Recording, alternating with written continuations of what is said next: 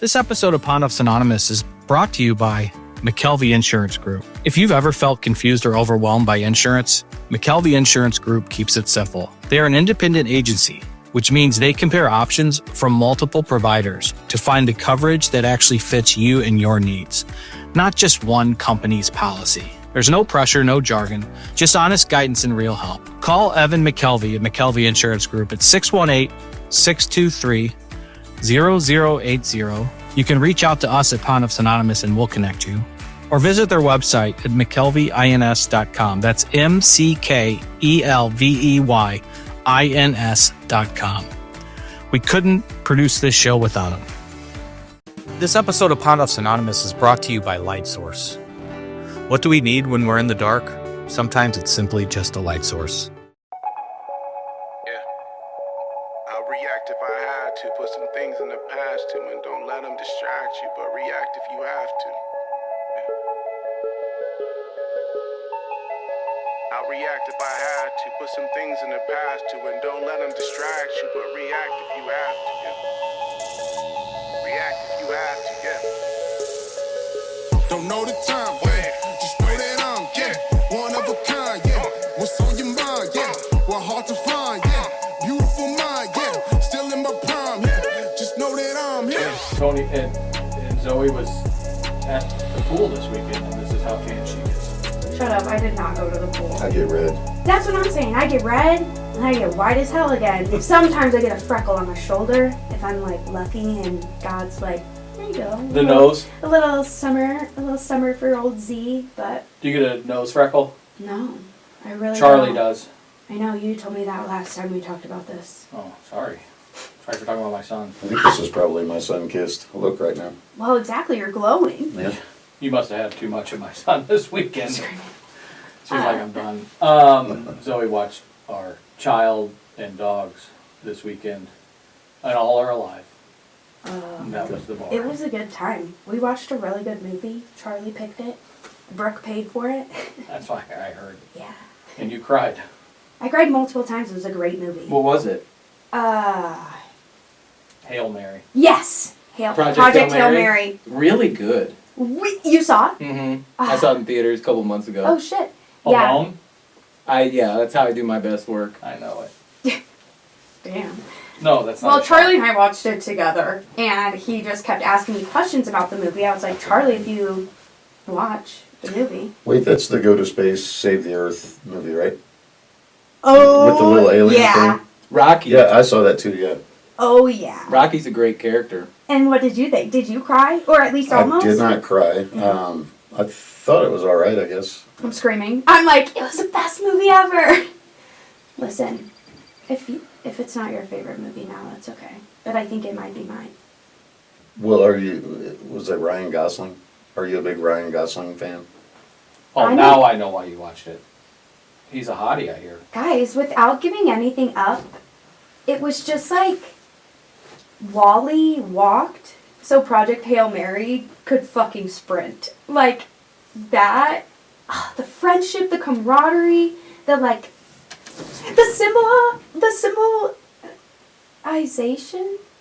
symbolism. Can anybody? There you go. They just watched as I struggled. Well, but, Tony he scored perfect on the ACT and. Yeah, you Right. can correct me anytime.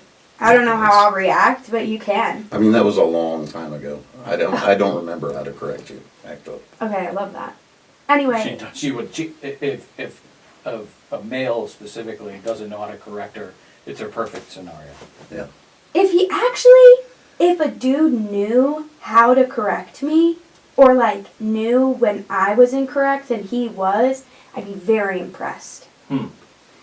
Anyway, I just think the movie was really good, and not to give too many spoilers, but it's like, you think it's going to be an action movie, and then it's so much more about hope and humanity, and how humanity is even in Rocky, and Is it a normal person film or is it animated? It's normal person with Yeah. some excellent CGI and Got it. Is it Xenonite? Xenon? So it's a I don't know what that tearjerker. word is. She cries at everything, so I'm trying to determine if this is a tearjerker or just a Zoe cry. I would say no. I'm screaming. If you've ever had the chance to save your planet or another planet and you figured out Without crying? Yeah. I don't think I got to tears, but I remember feeling emotional. Like I might have actively kept it from happening just because I was sitting in a theater alone and didn't want to be the guy in the back row crying. But it's an emotional movie. And I probably would have cried more if Charlie every 12 seconds wasn't like, wait, so why are they doing that? I was like, Charlie, well, if I had to guess. Do you remember? Was it like So annoying. 2.5 hours? God damn, yeah, it How is many a bathroom long. breaks It is did a you long take? movie. Charlie and I couldn't even finish the movie, like, pre-bedtime. Like, we had to quit to go. He had a bedtime. We were both, like, falling asleep during the movie. That's like, wild. I don't know how you fall asleep. pre-bedtime Because you emptied the cocoa powder everywhere and into his cups, and because it was popcorn and hot chocolate night. But What the hell? What is wrong with you? Do you want to be home with your child and have a great movie night? No? You want to go fuck around in Denver? Go ahead. she's a great babysitter and house sitter and dog sitter. The best. You actually. wouldn't know by That's the what I way would Chris say, talks too. about me. Have you heard of Run Pee, the app? It gives you the optimal time to go take a piss during a movie. Oh. I actually That's have heard of That's a that. quality. Yeah, we need that for this podcast. And like because how Zoe- long? Yeah, how long you've got? What point you should go? Movie Boy told me about that one. It's a very niche. Did he really? Mm-hmm. Interesting. We'll have It to is ask him about it super when he niche. comes on the podcast. Like, I was not expecting him to say that, but as soon as we sat down in the theater, I was like, I'm just going to tell you right now. I'm going to have to get up probably 3 times. If this movie is longer than an hour and a half, like, And then he told you about the app. Yeah. Did he tell you about the app? Or did you know? I think I just knew. I think I knew that one on my own. I don't have to get all my movie knowledge from Movie Boy. You dabbed up his coaching tree this morning. Yeah, well, I didn't want him to take too much shrapnel from his one day away. I just wanted to soften the blow a little bit. It's nice. He sounds like he had a lot of fun at the wedding. But I do got to get to our guest, guys. We're just fucking around. And Soft who opening. is our guest? Sorry, Tony. Tony's like, thanks for making me drive an hour and a half out here in traffic. No, it's fine. We're Listen chilling. to Zoe's tinkle times in the movie theater. I'm meeting new people too. We're chilling. Yeah, we're friends. You don't get to decide what Tony wants to hear Sure. and what he doesn't. Right. Tony, this is a cool connection. Really being introduced to Zoe because Oh. you guys will You're probably welcome. be working, other than her charming personalities, plural, and They're all good. decorating, interior decorating skills and touch. Couldn't do it Zoe without Chris. is the caseworker, our caseworker for our nonprofit that we launched, and we'll probably launch it soon. We've dabbed around here a little bit, but we just got our first client, Oh. who coincidentally it's sober living in Oxford House. And I don't know how much more I can say, but just so you know, in your experience at Oxford House is how we met. Mhm.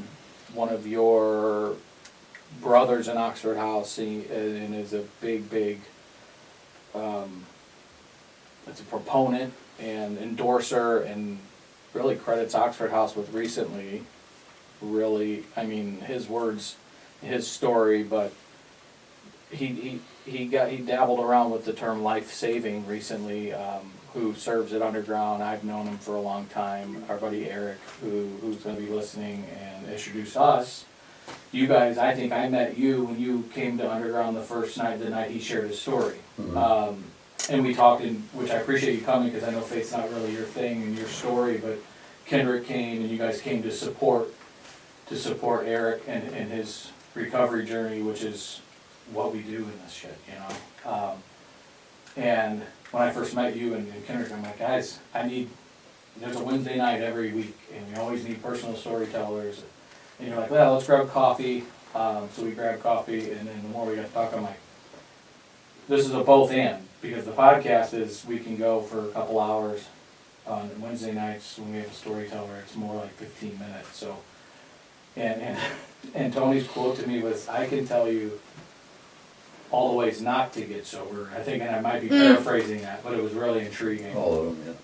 So it's really an honor that you drove out here to share your story, your testimony, if you will, and how you got to where you are today helping all the people you're helping, and feel free, please, to talk as much about Oxford House as you can.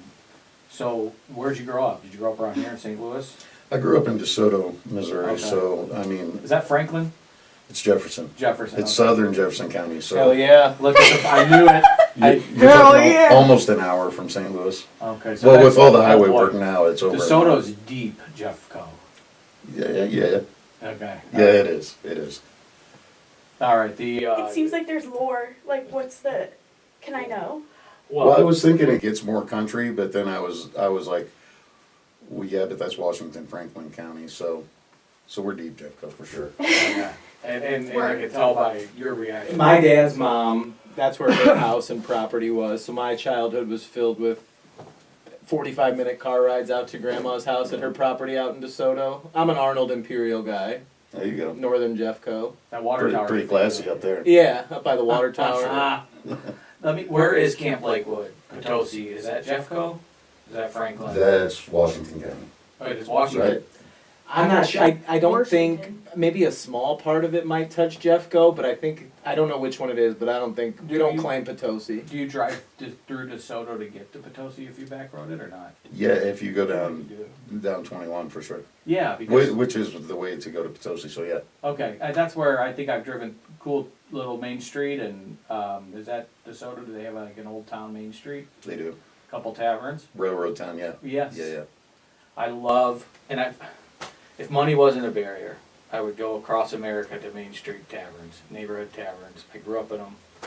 I enjoyed them sober, but I just meet the regulars, the canned beer taverns. Mhm. I still got a special place in my heart for You those should taverns. come to Decatur. Ben, Got a place called the Winery. and It's not a right. winery. Got it. That's what so yes, that they would be on our show. My We'll do this. favorite. My favorite. Decatur, Illinois. Zoe, when money's not a barrier, we'll do that. What? You can come for a bachelorette trip. So DeSoto proud. How long were you in DeSoto? All the way until right after high school. Okay, so you cut your teeth down there. Yeah, for sure. Did you start young at our thing? Yeah, so I had a mentally ill mother, extremely mentally ill. Some trauma associated with that. She was bipolar as well as schizophrenic, as well as, I say evil. I mean, I don't like to believe people are evil. I think everybody does the best they can. Some of them just get Right. dealt bad hands up here. But if there is such a thing, I mean, she was mean. And at 15, for various reasons, it took that long. My dad finally got us out of there, left her and took us. And he went completely opposite of strict, completely opposite of everything she did. And at that time, we're dealing with trauma, we're dealing with freedom for the first time. And all three of us kids went wild. We all, I mean, Kind of right off the deep end. started with weed, and it feels like it was within 2 weeks. It was just give me everything, Whoa. God. and I didn't really like drinking until way later. Was she? I don't want to dive in if you don't want to, but was she like you? I mean, she was strict. It sounds like if Dad went the opposite way, was she physically abusive? Yeah, everything but sexually. I mean, without going into a Sure. long story about it, the reason it took my father 15 years to get us out of there is because we were all convinced, including him, that she would murder us all. Oh fuck. Wow. It went that. So you're just constantly, for 15 years growing up, under the assumption at any point that Mom could blow up and it could cost us our And lives. could kill us, yeah. Damn. So I Are you jumpy these days? Are you kind of a I jumpy can guy? be, I wouldn't want that to be on makes the other sense. end of that Oh. jumpiness. If Yeah. I'm really sorry. the thing that I think about, and obviously, we're just kind of getting to know each other, but like you're a frog in boiling water, so everything to get to the point where your dad finally was like, this is enough, like that takes a long time when you're baked in it. Mm. So I can only imagine the level of like unsafeness, if that's a word, that you guys had to be in for him to finally be like, because you get fucking surrounded by it. It's like, oh, you're normal. You don't know. You're like that frog in boiling water analogy. So you guys must have been, I just can imagine the level of, like, how unsafe she had become. Was it like a talking point in your family, or was it kind of like elephant in the room? Like, did you and siblings or you and dad talk about, like, what's going on here is not right?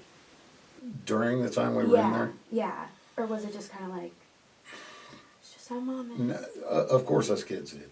We Yeah. were always a team, a unit. That's huge. But at the time, you have to understand, my parents were married, and he felt it behooved him to stay married for a number of reasons, not just the getting murdered thing, but I mean, there was also the possibility of her taking us and having custody without him being there to protect us at all. There were a lot of reasons he felt he needed to stay murdered. It's probably Fair slip. Freudian slip. Yeah, right. Married to her. So there was a level of Yeah. giving, kind of co-signing some of Right. what she Yeah. did. Yeah. There's a lot of fear. I mean, it's, and I've talked to, and I'm not trying to age you, but, you know, let's say 20-something years ago, this was, Sure, it was 20 years yeah, ago. you got it. That, there has been, and there's been cases where, I mean, and it's still typically this way for the most part, on those splits, dads usually don't come out on the better end of it. So there's a real fear as a father that, yeah, that mom would get custody, lose you guys. Did they grow up religious? Because I know there's a lot of houses out there that it's beaten into. Some of the culty religions will say that you can't get divorced. You're going, you know, all this bullshit around that. Right, so my dad was Catholic, which is that way, but he I know. It's he wasn't like strict anything, just his family was Catholic growing up, so that's what he was.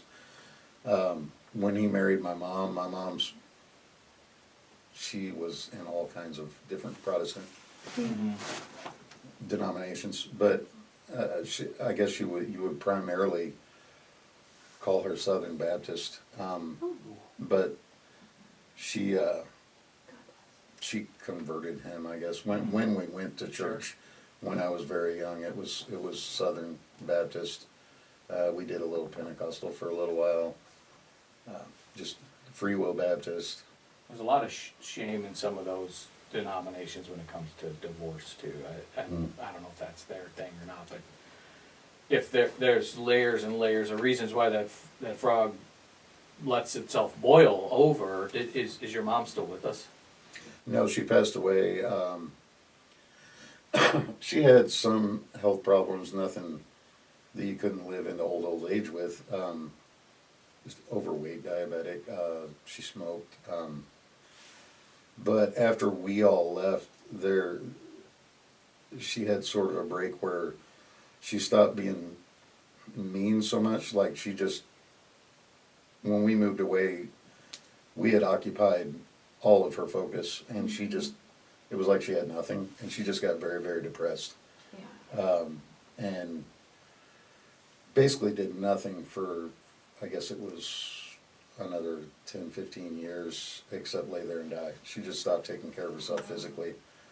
And at the end, she had gotten some kind of lung infection or something, and had been in the hospital, and she went home, and they're like, you gotta do this, this, and this, or you're gonna die.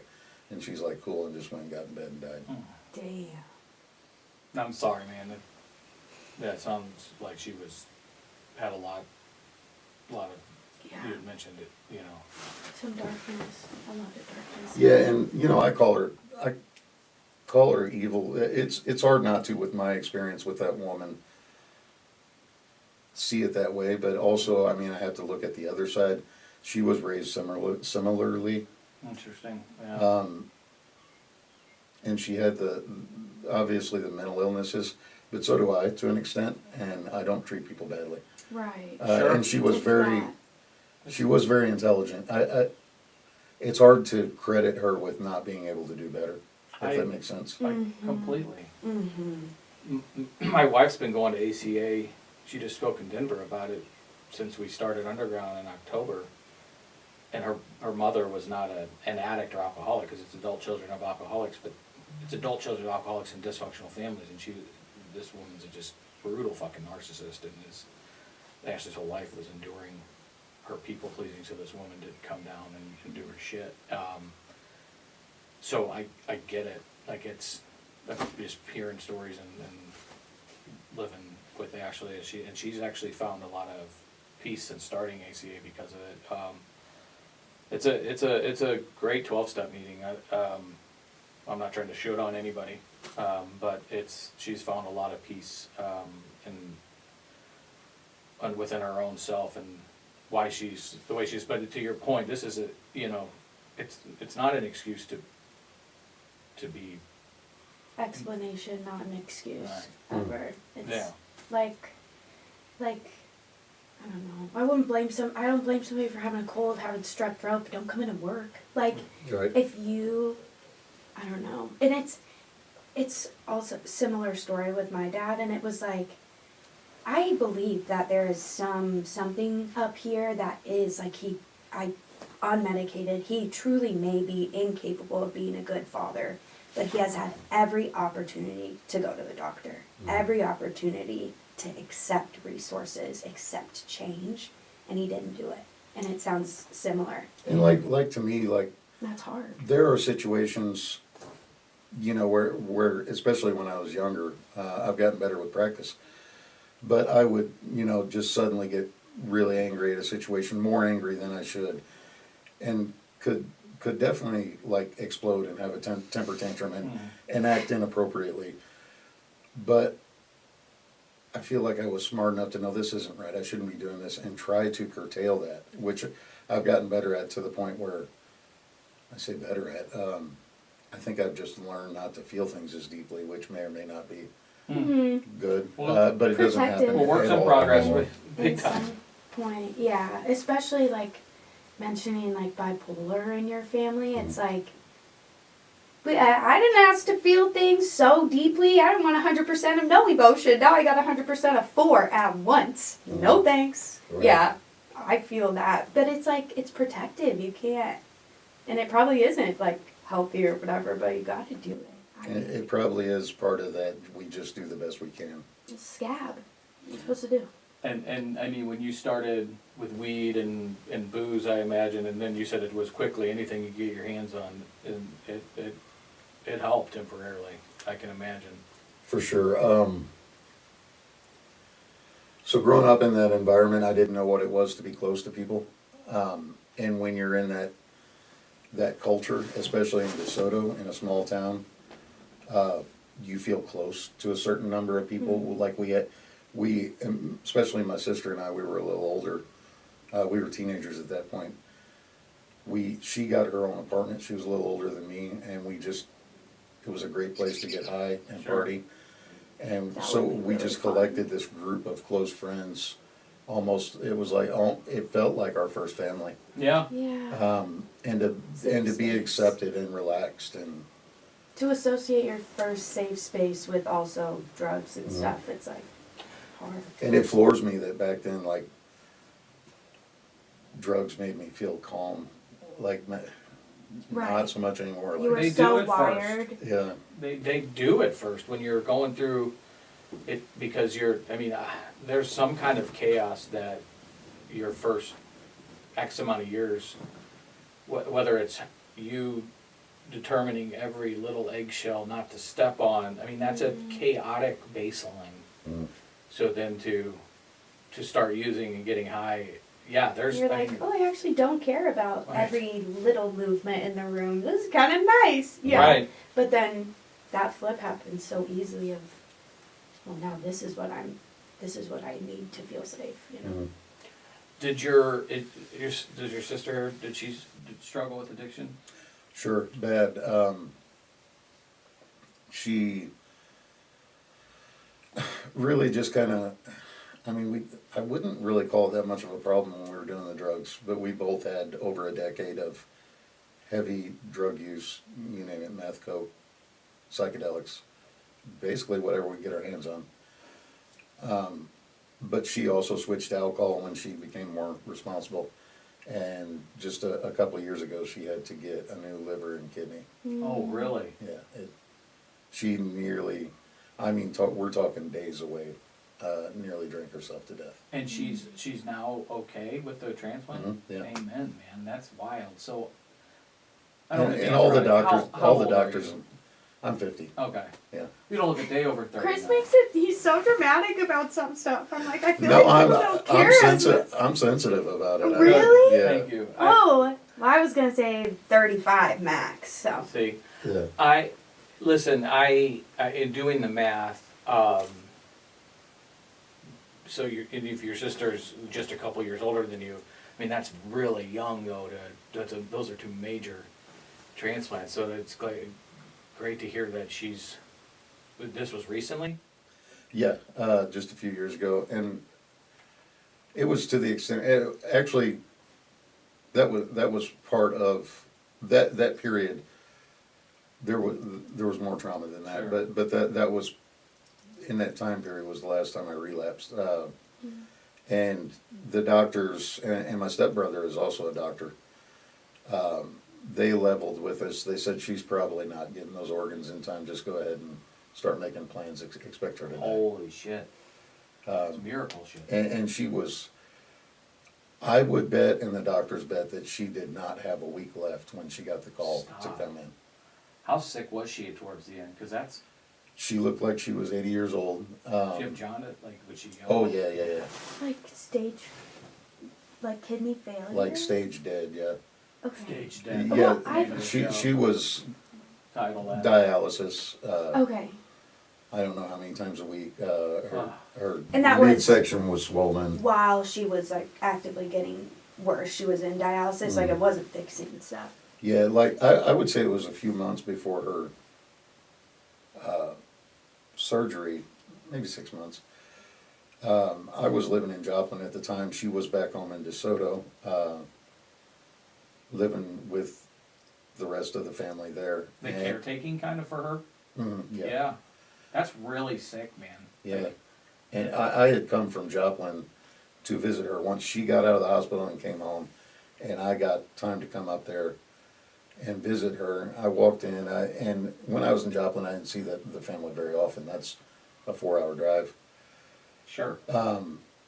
So I'm walking in, I'm giving my hugs. Some of my extended family's over, giving them hugs, and there was an old lady in the corner there that I didn't know who that was, and my stepsister gave me a big hug, and like as she was holding me, she whispered in my ear, she said, "Chill out, don't react, that's Kim." Get the. Wow. Like one of the closest people in my life, I did not know who she was. That was an old woman that I didn't recognize. Like her face was affected, like. I've seen some real, like, late stage jaundice, like, young people. And the last person I saw that way, that he made it. It was a miracle. I'll never forget the sight of when I walked into that room, of what it looks like. It takes you, not a medical professional, but you get taken back. So I could not imagine it being my sister, and God knows what other symptoms of this, because of everything else going on. You won't ever forget that. So she's turned the corner, looking better now, and things are. She looks like herself. No kidding. There are things she has to do differently. You know, Sure. her lifestyle has to be drastically different. And I'm sure she doesn't feel like she's 40, you know. But I go see the 42. family all the time, and she just can't. That's awesome, man. I'm happy. Congrats on it. I'm happy, and shout out to her. So back to doing the math. I got you like out of high school at her apartment or around that age, and it grew up a little bit similar, hanging out with people in apartments that felt like family, and we were all drinking, smoking, doing blow together. But they become family. And were you working? Were you Well, yeah, for the most part. staying out of trouble, or at this point, or did it start to get sideways in your 20s? How did that turn out for you? I mean, I was a great student all the way through school until, I would say, 15, 16, maybe 17, somewhere in there. I became such a stoner that I just started blowing school off for the most part.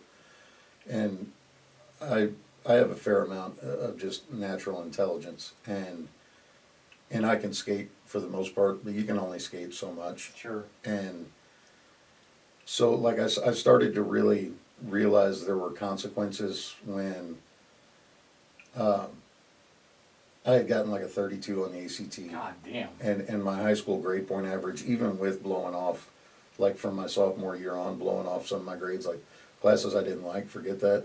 The classes I did like, I would, at least show up. Sure. Even in a small Do town well like that, on your the teachers tests. knew. Yeah. You said earlier, I don't even know if it was on air, but we were talking about. Oh being wait, a what was your linguist. GPA? Oh, it was 385. So Damn. that gives you the Bright Flight Scholarship, and that had already been published in the paper that I was getting that. And then I just said, "Can we cuss on this thing?" Fuck yeah. Haven't we been? So I said, Oh, hell yeah. I said, "Fuck home ec." Like every Fuck day home during ec. home ec, we were getting high. I'm sorry. And You were using that easy bake oven for something. I'm well, we just left and went in my car. Was this the He was the easy bake oven. Was this the Jefferson County Journal they published it in? It was The leader? the leader. So this had already been in the paper, What? and You were Miss good at it? Miss I- Petrie. It's always in it. I'll never forget. I had to have that practical art to graduate. So I'm a Bright Flight Scholarship, and I had like a 20% in that class. And Miss Petrie's like, "Well, you're not graduating. I'm not letting you graduate." And so we went and talked to Miss Weiss, the principal, and because that had already been in the paper, like, I was like a DeSoto High School success story, and now I'm not going to graduate. Miss Weiss started crying. Like, "You can't do this. Like, is there anything you can do?" Miss Wise saved my ass and got me Shout to out graduate. Miss Wise. Right. So, Wow. anyway, she got Miss Petrie to let me come in during when the seniors were supposed to be off and do extra credit, like little worksheets and shit to get a D so that I could graduate. Sure. And, like, at that point, I was like, maybe the partying's too much. So, That's young to mm. get that first little voice. So I you did can pretty shut good. It up, but that's Yeah, I did pretty good for a while. Like, after that, like, okay, can't blow everything off. And I held jobs, and you gotta have money for drugs anyway. true. That's And what I hear. so what I was going to ask, and I don't know if it was on or off air, but you mentioned that you smoked the language arts part of the ACT, and you said that my grandma did that. Yeah. What did you mean by that? Were you real So, close with your grandma? yeah, my grandma Martin lived across the street from us growing up. And when my parents needed a babysitter or just needed a break from us, Sure. just send us over to grandma's. And so she was growing up, for the most part, my dad was absent at work. He was as absent as he could be. He did not want to be around my mom either. And so my grandma was really my positive influence growing up. And she was, you hear the term grammar Nazi, she was one of those. Really? Like, she don't use lame little two-penny words, like, you need a vocabulary, like, Okay. she was just, and that you're gonna read, you need to read more in your spare time, and just, it was really important, it was important to her. I got a visual of your grandma, and you said the word safe space earlier, and like that being your safe space. Mhm. And I picture, hard on you when it comes to school or old school grandmama type of Yeah, situation. So that's awesome that you had that relationship. for sure. And to the teachers that you mentioned, here you are, a young strapping 50, but still remember the influence they had, 30 plus years ago.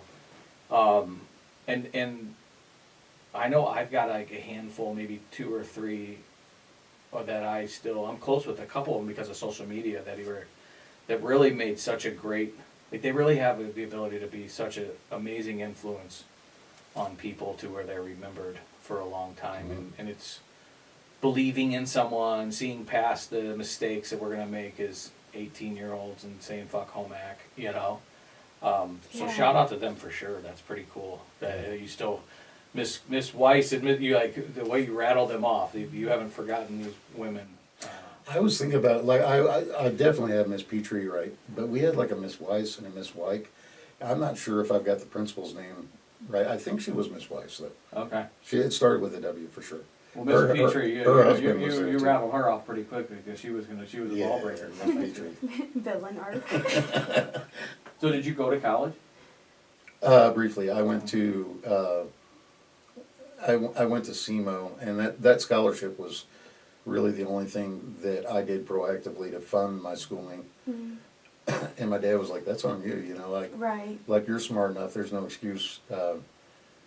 Like, let me know if you need help." And I then got he found found down out. there once at Cape at SEMO. Oh yeah, me too. Visited my For like buddy. 6 months. Did you go to Jeremiah's? No, He said for 6 then we months. had a white trash bash. Oh yeah, I went to a couple of those in my year at SEMO. To a white trash bashes? Mm-hmm. Okay, well, my first boyfriend ever went to SEMO while we were dating, and I broke up with him on the phone. Must have loved him. Was he at the white trash bash? Like, because we had to dress up to I a saw white him trash drinking a beer, and I was a sophomore or junior in high school, and I was like, what are you doing? bash. Why was he your boyfriend? Because he was a senior when I was a sophomore. So when I was a junior. Okay. Poor guy. Anyway, I can talk about SEMO too. Well, Keep going, you you guys. got it. We'll address that at a PAFO on this your We don't college have to. women. Maybe we should. That's all I needed to say. I know what SEMO is. Cape Girl Red Hawks, right? You ever go to the? It was something else back then. They were the Indians. Ooh. The year that I was there, So Missouri. we were the Indians. I think the next year they switched to the Red Hawks. Because they didn't want to. Not the Guardians. I was on the baseball team there, and You and Kerry Robinson? yeah, they made us do. You familiar with Capitol Hall Park? When I say that, can you Mhm. picture that? The Yeah. field, the baseball field was not on campus. It was at a park in Cape Girardeau. And one day in the winter, it was snowing. We had to go put the tarp on the field. And the upperclassmen made us freshmen do a naked tarp run, Ooh. where we had to strip down butt naked, start at home plate, run to the right field foul pole, left field foul pole, back to home plate. It was a race. Sounds And kind of gay. some homoerotic tendencies Sure. to it. I bet. But seeing as that it was in like a public park, somebody walking their dog or Yeah. happened to see, reported it to the university, and I left after that year. But SEMO baseball had to do some. The community What's it called? The fraternities do Reparations. it. What's the word I'm looking for here? Hazing, like a hazing yeah. training after that. Did you ever go to the Purple trauma-informed Crackle? hazing. Oh yeah, yeah. That's that, and there was The a what? there was a The Purple drive-through. Crackle. There was a drive-through liquor store too. That's like where you could get served, no matter how old you Oh were. yeah, in one of those. You ever go to Don's and get a slinger? No. We so 6 months you lasted down in Cape. Right. Yeah. So I went to two Latin American civilization classes. One to like get familiar with the book and what the class was. Another to like take my final. And Oh. so I had a grade in that. I did not go to any other classes. I met a guitar player in my dorm, like within my first week down there, before classes even started. We formed a band, which was me and him. What's your He name? was actually really good. What was our band name? Yeah. What was it? THC Groove. So we didn't play anything but college parties in our dorm rooms. THC group. Was it like jam band? Yeah, yeah. Well, no. We covered like Metallica and some of the Oh. grunge that was out then, Okay. and like we did Kansas, Dust in the Wind. We did All some right. classic Hell stuff. yeah! Stairway to We'll play Heaven, that of at course. church. Did that play well with the ladies of It did. Girardeau? It did. That was the point. He was like, that was so. I thought you were going to say that's why you went to the Latin America class. So That piqued my interest when he I said knew that. it. I knew it. That's So- that's his spot right there. So really, we didn't See, leave the dorm very much. We left to get like beer and to eat and to get weed and they're like, just go, dude. Like, I'm not paying, I'm not going to classes. They're like, just go. As a quick You're aside, like, who's gonna play the music though? we had a Uber driver in Denver. He was Mexican, and we drove past. I asked if there was any strip clubs, and no, I said, "Señoritas en fuego," and he knew exactly what I was talking about. He goes, "No, not in Denver, I guess, but there was one in downtown Denver." So Some things transcend language barriers. yes, he knew exactly what I was talking about. So you said ladies on fire, and Hot ladies. Then yeah, hot ladies. It may translate into that directly. I don't know. I didn't take Directly, Spanish. but then the adjective goes before it. Mr. Spanish teacher. I wasn't trying to get it right. He just knew what I was trying to say because before that I said strip clubs and I was like making a sign and then He's I like, said senoritas and fuego. I strip think he of what? connected the dots to the English phrase. Come on, you didn't do a little dance for him? No, Ashley was rolling her eyes pretending she didn't know me. Yeah. She gets really uncomfortable when I start speaking Spanish. Anyway. They got Waymos out there. I don't know if I saw any. Would you have done it? No, not yet. What am I missing? Waymo is a driverless Uber. Ooh. Housed in an AI data center, so maybe I should. Pass. Back to you, Tony. Okay. So you left, where'd you go? Back to DeSoto? Yeah, back to my sister's apartment. Okay, nice. Oh, good sister. Still jamming? Did the guitar player get kicked out too? No, he left on his own. He resigned. Yeah, after like a year, He stuck it out for one more. his parents were still paying, so he got to stay there a while longer. Nice. He left by choice. Free housing. He's like, well, I can get on at Chrysler and I'm going to be a rock star. So Yes. yeah, he came back to St. Louis. Big dreams. I'm in DeSoto, so Okay. we were close enough. We still got together and jammed. Still pals? Cool. Yeah, like every decade or two, we'll get together and just jam, not to become rich and famous or anything, just because it's fun. Yeah, man. It's That's healing. awesome. So, what'd you do when you got home? I got high. Oh, That's why we're here. that was when I decided, okay, college washed out, I was going to go in the military. Oh. And I went through that whole process with the recruiter and everything. My recruiter, as I understand recruiters do this, he wanted to get me to basic because then he gets paid. So I had seizures when I was a kid. And that subject comes up with your recruiter, like your medical history and that sort of thing. And I scored like a 99 on my ASVAB, so he really wanted to get me in the military. He's like, just don't tell him that. Nice. He's like, there's a waiver you can get, but it's iffy and it's really complicated. He wanted that commission. Yeah, he's like, just, you didn't have seizures when Got you were a it. kid. And I'm like, cool. So I get to Fort Sill, Oklahoma, basic training, and there's a medical portion of, I forget what they call it when you get there. Was this Army? Yeah. Like Whatever intake whatever they or call it whatever? when you intake, something like that. There's a medical portion that's like some hours that you go through and you sit at these desks with these people. And they've got all your medical shit right there. You're like, I wasn't. And they're like, you lied. And Well, the other guy lied first. they threw me in a holdover platoon, which is kind of like either you're in trouble or you're just getting kicked out because something that's not your fault. I mean, you're probably leaving if you're in the holdover platoon. They don't treat you well. And they said you can either get court-martialed, be brought up on charges, or you can take this article, whatever, which means you leave and you never try to say you're a veteran or collect any benefits. And no harm, no foul. You can't ever be in the military. And I said, I'll do that. And it took like 6 weeks to out-process all the paperwork and stuff so I'm in the holdover platoon the whole time, and they treat you pretty bad. It was like jail. Yeah. I wonder. That's pretty fucked up on a lot of different ways. Your social worker red flags were going out when you're like, this guy told you to lie about your seizures as a kid. She's like, don't run. All you had to say was seizures as a kid, and I was like, I wonder. I'm glad you didn't have like an attack or something while you were there, though. Like they had your papers and they were like, wait, okay, so did you take medicine for that? Growing up? Not anymore. Yeah, growing up I did. It happened because I had a head injury, and they kind of faded. I've never had any since within a few years of my head injury, except as an adult in alcohol withdrawal. I had those seizures. But as far as like a chronic thing, it was a pretty isolated few years, like right around when Like my sister split my wig with a brick. But in her defense, she was trying to throw it at the neighbor. Yes, Fair. and amen, Hey. sister. That neighbor fucking deserved it too, I'm sure.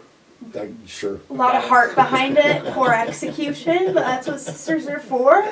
That's funny. I wonder, and I don't know if you've done any research. I don't know if, because sometimes they talk you into making the worst decision for you because it's easier on them. I wonder if you would have chose the other option. Yeah, court-martial me. I lied, and I wonder if I don't know. Have you ever looked into that? No, I wanted to. Said no. I wanted to go home. Got it. And really, I was sitting there thinking while I was in holdover too, like, if you're in the military, you kind of might have to make the choice to kill somebody or, or be in danger of being killed yourself. And that sounded awful to me anyway. I was just like, you know what, I don't want to do Yeah. this anyway. Yeah, it's an awful done. thing. Yeah. Yeah, that's wild. So you get now what? You get back home to DeSoto again? Back to getting high in the apartment with Kim? She had a pretty good job at a factory in Arnold, off Tinbrook. Mm-hmm. And she got me a job there, and we were semi-responsible, semi-partying for, I want to say, like a year or two. And I met a girl at work who was her parents were helping her get an apartment, which happened to be in the same building with my sister. Nice. Girl And, next door. yeah, and Your own college dorm room and all over again. Are you 20 yet or early 20s? when we met, I think I was 20 and she was 19. Okay. And so, like, my sister and my dad and everybody else, once she had her apartment and we were dating, they're like, live with her. Because my sister gets sick of me, too. Like, I was a lot. So we ended up being really semi-responsible for almost our whole relationship and functioning addicts. So you would call yourself at this stage an addict? I mean, did you? For sure, I mean, but really only weed, and people say that's not an addiction, but I'm here to tell you it is. It is, I'm yeah. going to tell you it is too. Because if for some reason I could not get weed and I was out of it, I was miserable and I was at least drinking. It's how you feel when you think that you're out. Like, Yeah. if you're panicking, like, oh, fuck. And you say, I need weed because it helps my anxiety. Well, it's because you're in a cycle of addiction Right. that it does that. Yeah, I don't know where that, like, idea came from. That, like, Instagram. weed isn't addictive. Like, sure, anything. Fuck, Diet Video Coke games. is addictive. Video games are addictive. I know Don't that's bring right. up video games around Chris. I'm right Diet with you. Coke. I'm right with you. Right, yeah, it's like, okay, if I really have a craving for a Diet Coke and I don't know where to get one, or I Uh-oh. know the only one. I hit something on the recorder. We're back. We're back in business. Unfortunately, Tony, I got we're back in excited. business. I'm so relieved. You weren't in the middle of pouring your heart out, were you? Probably. I don't think so, was I? I think I was holding up a Diet Coke. We were talking about weed being addiction. Oh. Yeah. So honestly, a good mic drop moment for what we're doing here. We'll leave it there, but you're addicted to weed if you got defensive about Because I was asking, and if you at that age thought you were addicted, and you said you thought you were addicted to weed at that age, or I knew did you I was know? addicted to weed. I didn't think it was a bad thing, though. What about were you an alcoholic in your mind yet? No, that happened like towards the back half of my marriage. Oh, so is the same girl? So the girl you moved in with, how long did you guys date, and then you got married? And I better get this right, or she better never see this. I think about between a year and 2 years till we got engaged, and another year before we got married. Okay. How long were you married? We argue about that. Still to this day? So you were still... Yeah, Awesome. I think our whole relationship was about 8 or 9 years, so I want to say like 6 years. Okay. She's going to get mad at you. Yeah. I mean, I was high and drunk. Yeah. Is that her baseline? I was Just mad high at and Tony? drunk. Oh, yeah. Yeah, kind of, Sounds like yeah. a great husband.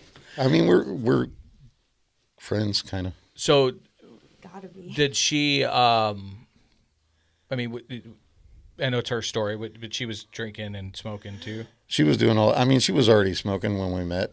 Okay. But she was enthusiastically doing all the things with me. She was pretty smitten, infatuated with me in the Look beginning. at you. So she did. Yeah, I know. I'm for sure. Anyway, I wish I could read your bubble. she. Say it! No. Smart man, very smart. She. That's why she liked him. But the thing is, we were kind of already having arguments, which took us a long time to even have arguments. We were kind of already having arguments, and she got pregnant with my first daughter, and she's like, at that time I had a hanging basket growing in our bathroom skylight with a really nice pot plant in it. It had I knew it was a weed plant. like an ounce bud. And she found out she was pregnant while I was at work, ripped the bud out, flushed it, and she's like, we're quitting drugs. You're just going to have to drink. That was an aggressive. Which Yeah. I mean, it was a year's process for me to make that transition. Oh, She thought it was going to be like that day. So you were pissed. Were you pissed about the flush? Oh yeah, I was like, we could have at least sold it. Right. I'm thinking of some resources. Something about it though. You grew it. Right. You nurtured that. That was a living organism. Yeah, you too. can't just cut it. Damn. What? Did you? So you were married, divorced by the time you turned 30? You think? I think I was, yeah. And you guys, I was late 20s or early 30s when we got separated for good. It took a couple of years to divorce. and you have how many kids? We have two. I have three. We Okay. have two. So you have two with her. Okay. So you got divorced. Did that take things further down a spiral for you? So yeah, the main, there were a lot of things at the end that we did to each other that were not cool, but the main thing that caused us to divorce, like where our relationship became irredeemable, is like for, I want to say 6 or 7 years, we never lied to each other. And I was working. That's odd for addicts. Yeah. Too, by the way, because lying's our way of life. Yeah. But we were on the same team. No need to lie. But Sure. We have a baby. She's, I think, already, no, she's not quite pregnant with the second one. And she's trying to get me to stop drugs and only drink. And I had gotten I've tried myself that so hooked. many times too. Yeah. Like we rationalize this shit. Like, okay, I'm not gonna do blow anymore. I'm just gonna drink. Right. But I got myself hooked on meth at work. I was working way too much and working overnights, trying to stack money. And there was meth all over that workplace. And one of the people who made it was like, "Here, you need this," and then So like I was. Was it instant hook? Yeah. Smoked it? And I had done it in the past, just not addictively. Okay. But at that time, it was good meth, and it was really plentiful. Was this it back was there when every night. he was cooking it in a lab? This was before it was coming across the border? Yeah. It was red and black. If I didn't purposely forget, I would know how to make that, but I don't want to know how to make that, to be honest. It's not even cost effective anymore that's why it's coming across the border in like a synthetic form from what I've heard and it's fucking unsafe to cook it. Yeah.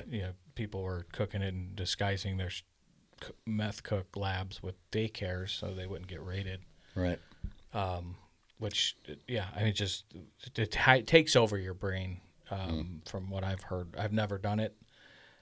Obviously, been around a lot of people that, I remember one day doing a church group here. We do it at Saturday nights at 6. And this client came in and he was like, when I checked in, I was on day 10 straight of being awake. And he was going psychotic. But I've heard people that are up for longer. Whoa. And you stay up for 2 days straight, you can start going into fucking some like sleep deprivation psychosis. But Yeah. Well, there's chemicals to it. I made myself eat and I made myself kind of sleep from time to time, obviously. But I was basically up for a year when she figured when she figured out that I was, and really I just finally told her because I couldn't act normal anymore. Like I had lost it. Like I couldn't act normal around. Did she know? Was she surprised? She knew something was off. Yeah. For sure. Was that like the first, going back to that lie thing, was this your first like living lie with her? Yeah, and it was a huge lie. Yeah. You know, I lied about a whole year and a lot of money. Sure. Although Were you dealing at all to try to feed a that? little bit. So at this point, my brother was also separately really into it in DeSoto, and he's passed, so I can go ahead and say he was manufacturing. He was friends with other manufacturing. Sorry that you lost your brother. Yeah. Well, that's a big part of the story later too. So it was always there. Sometimes we had to buy it if he didn't have any made. So when he'd go get anhydrous, which is a different kind of meth, from this other person who was really good at it. And in order to pay for ours, he would get an 8-ball of uncut. We'd take it back to my basement, cut it on my ping pong table, cut it in half, and keep a teenager. And it was still really good after you cut the other half and sell that other 8-ball. That's 1.75 grams. They call it a teenager. The only word really that I recognized was teenager, and I was like... Let's clarify that. An 8-ball is an 1/8 of an ounce, and a teenager is a 1/16 of an ounce. That's why they call it an 8-ball and a teenager. I want you to know I've been doing this podcast for months now, and I have said so many times, what's an 8-ball? I know that you guys talk about it. You're the first one who's explained it. I think that's right. Yes. Is the teenager thing used only for meth, or is that like I've Coke. heard 8? No, you can get a teenager of I was Coke. gonna say I've heard 8-ball for Coke. I don't know if it's. Towards the end, I was only buying teens, and yeah, so it'd weigh 1.75. It didn't even occur to me that I used that, and maybe not everybody knows what a teenager is. No, I just wanted to make sure, that the audience. I was so fucking lame in school. It was definitely clarifying it for you. I assumed Kurt knew, but that's a compliment and it's endearing. They don't know what this stuff is, and also for the listeners that are like, "Wait, did he say teenager? Have we gotten into some bad stuff?" I mean, no. I mean, we're just talking about meth. Go back. Right. We're just talking about cutting meth. That's all. Yeah. So you would keep of uncut meth to yourself, and then you were cutting the other teen up to stretch it and sell more of it. Yeah. Can I ask a question? Sure. What do you cut it with to extend the product? Well, we used whatever. If we shouldn't talk about this to not teach people things, I get it, but that just piqued my curiosity. Like we didn't know scientifically what you should use. I know there are probably correct things to use. We would use whatever we had. We preferred to use like something to at least kind of still keep it good. Like sometimes we'd use aspirin, but I preferred, even though it was a little expensive, to use like they used to have the over-the-counter of ephedra. Not anymore. Ooh. Pills. I Can't would even get prefer your to use leave that. with pseudoephedrine. I loved ephedra. But I mean, you had to kind of pick For weight something loss, that would for weight loss.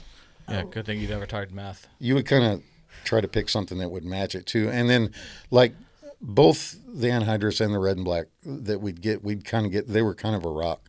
You had to make it powder too, so that you could cut it. In decent environment too. I feel you like this is get all conspiracy. Are we doing? No, you're conspiracy good. to deal drugs? Sorry if it's my face. I'm just genuinely. I'm like I could not get locked into Breaking Bad, but this shit is way better. Did you guys ever use baby laxatives with meth, or was that just for Coke? I don't. Because I don't think we did. Funny story. One time I was cutting I was down to like a gram, and I had spent too much money. I was almost out of money. And one of my buddies that always would hook me up, he needed some really bad. Like, let me get a half gram. I'm like, well, this is really good. I'm not giving him the whole thing. I was like, I'll give you a quarter, and I cut it up to give him the quarter. Like, he was really not getting much real dope. But the only thing I had in the house was Alka-Seltzer. And it's the first time I'd been present with him doing it, not at work. I brought it to his house. I didn't know that he banged it. Oh boy! So he threw it. He shot it up. Shot it up intravenously. So he threw it in a spoon, threw water on it. Always ask questions if you, like you just did. You're like, he what? And then I freaked it. That's what I thought. So it's mostly Alka-Seltzer. He throws it in a spoon, throws water on it, He's like, this shit's fizzing? bubbling. I'm screaming. You're like, yeah, wait till it hits you. I was like, it's fire, dude. It's fire. And if you got a tummy ache, it won't anymore. I love Alka-Seltzer. I actually drink the shit out of it when I have stomach ache. But I just thought I was busted because it started bubbling. It's fire. Really? He's just like, wow. Yeah, the confidence Never seen will it get you bubble. a long way. Anyway, yeah. So you're going down a dark road at this point, and this is you finally go to your wife and say, "I'm using meth." How did she react? I mean, it was a bad fight. Black eye? No, but it was one of the many times we came really close to divorce. Absolutely, I had to have a plan to change everything, and I had the opportunity to make a career change because I was really good at coming up with plans during that year of meth use. Did you ever get in trouble at work? No, I was great at work. Phenomenal employee. Yeah. Employee of the month every month. And so I transferred to our previous job that we had worked at, same field. They were out in Indiana at this point, and I didn't transfer. I quit the company I was at here, went back to my old company with a promotion, pay raise, No shit. really good title. And deep in addiction. And Don't name that the was just to business. get away from What industry? it was foam rubber extrusion. Okay. So it's pretty, It's a 3-shift factory job, right? Yeah. Okay. and it's complicated. Not Third many people shifters, know how man. to do it. I'm telling you, even buddies that work for the railroad, they have, a lot of third shifters. They went right out of high school. There's something about it just does not bode well for mental health. My dad was a third shifter. He was swing shift, actually, which Exhibit A. funny how it turns out. But So Joey- I had Joey told him to druggy leave when friends she was out in 10. Indiana too. So I mean, I could still get drugs, but it was not like yeah, the move was because it wouldn't be there every day, like right for me. It would be hard to get, and that worked. I just became a heavy drunk at that point. Which is odd because my coke use was usually so I could drink more, and because they counteract a little bit, right? There's alcohol's really a downer, and that's like the ultimate upper. So you would just get shit faced drunk, and would you seek blow or anything to? Once in a while, I mean, my buddies bring a little over, but at this point, my wife's like absolutely not. I mean, she was down with drugs before now and then, but she's like absolutely not. Don't. So it had to be secret. Don't bring him. She was friends with these guys too. Don't bring him any of that. And so anyway, I think we just kind of got off track. So yeah, after the mantra of this podcast, we go off. We got so many because all the rabbit holes. parts are important, I think. Yeah. But I do. You were talking about like why I found out you guys moved. So you're in Indiana. yeah, but we came back home to get divorced. Things weren't working out at the new job. It was because of the economy. It wasn't because of anything I was doing. And her family was pressuring her. We now have 2 kids, which are her mother's grandbabies that live 2 states away. They're like, you guys get your asses back here. And so we had moved back, and I took another job doing similar in a similar field. And we got our divorce finally after we'd done a number of more things bad to each other and tried to work it out several times. We went ahead and got divorced. And yes, that's at that point, I want to say everything, 9/11 had happened and everything had dried up for the moment, and foam rubber extrusion or rubber extrusion or plastic extrusion, any of that I can do. I could not find a good job, so I was bartending. And so I could kind of drink at work. Yeah, been there. Chris knows Could about drink that at life. home. I wasn't So does Candace. I wasn't Shout out. as much upset about my wife leaving, but she took my kids with her, and I got super depressed. And I was just like, I was drinking so heavily all day, every day, and I just knew I was like, I consciously knew that I was becoming a no turning back alcoholic. I was like, I knew what I was doing right then. I was like, there's going to be no coming back from Was this like a but you know what? I don't care. beer can tavern, a neighborhood type tavern? Where were you bartending? No, it was Red Lobster in Chesterfield that just opened. It was a new restaurant at that point. Okay. And That's a different bartending. I mean, there's a lot. You got to make a lot of annoying drinks. Yeah, I had gone like for a week to the whole bartending academy, and I mean, I made good money. Like it was. Sure. I was there because it was hard to make a better income than I was making Right. in that economy. Those cheddar biscuits I too. was, you stole it from me. I was getting ready to say those damn biscuits. They're good. Never went to I Red always thought Lobster? it was like the expensive restaurant in Decatur. It's really- so we Probably didn't go. was top of the food chain in Decatur. Yeah, Maybe, yeah. Yeah. King crab legs and those cheddar biscuits, man. I mean, Red Lobsters, they're not all closed, are they? No. One in Decatur's closed. I think they did file, but they're still opening. They got rid of all you can eat shrimp. I know that much. Yeah. They're losing their ass on that. Right. For sure. They used to have those shrimp fests, and man, I'm getting hungry for some Red Lobs now. But I used to drink quite a bit there because we'd go there once a week. The Fairview Heights, Illinois one was like one of the highest grossing restaurants in the country. And it was great. We would go to the Fairview Heights one. Tom and I would just pound doubles of VO and then get our crab legs. Of what? Seagram's VO. That was my Canadian blend. It's a whiskey. Okay. Yeah. Were I you- don't know why you use all We were those different banging words. VO. We were Banging freaking. VO. I was like, she sounds Teena- hot, but teenagers of what do you VO. mean? Right? Yeah. I'm like, hey, guys. Was that her pole name or was that her Kidding. birth name? Were you finding yourself behind the wheel of cars quite Yeah. a bit? Yeah, I remember one night. I mean, after work,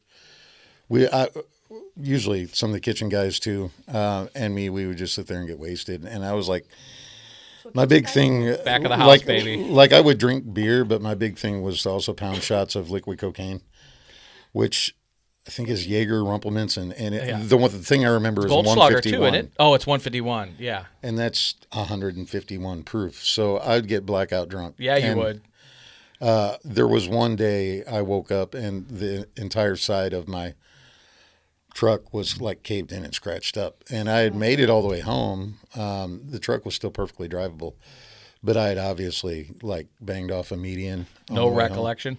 No. You can miss me with that fucking Jaeger. It makes me gag thinking about it. Rumpelmans is my Yeah. towards the end. I mean, toward the last 10 years of my drinking, I was towards the end. I was brushing my teeth with Rumpelmans in the morning. Yeah. There was also a lot of coke around Peppermint schnapps. that job as well. So I was doing a fair amount of coke. Yeah. Because, I mean, really, if you're doing those types of shots, you're not standing up if you're not doing blow. You're fucking, no way you're effective. No, You but when you get to a point where you're that drunk, but then you're also standing up, not passed out, to me, that's when I just lose segments of time. Sure. Like I'm up and doing things, You're in the void. but I have no idea. He's here, but he's not in the Yeah, room the with body's us. there, but the mind's nowhere to be found. Nowhere. It's really, It's shocking. I know this is a pun, but it's really sobering to look back and be like, holy, I mean, it scares. It's kind of scary when you look back at that. There was also a morning like at this point, me and my wife were trying really hard to do the co-parent thing, and I had my kids all the time. And after one of those nights of getting really coked out, and I think I was drinking a lot of vodka that night, I had only been asleep for a few hours. I was just knocked out. And my wife was bringing the girls like she was supposed to, so she could go to work.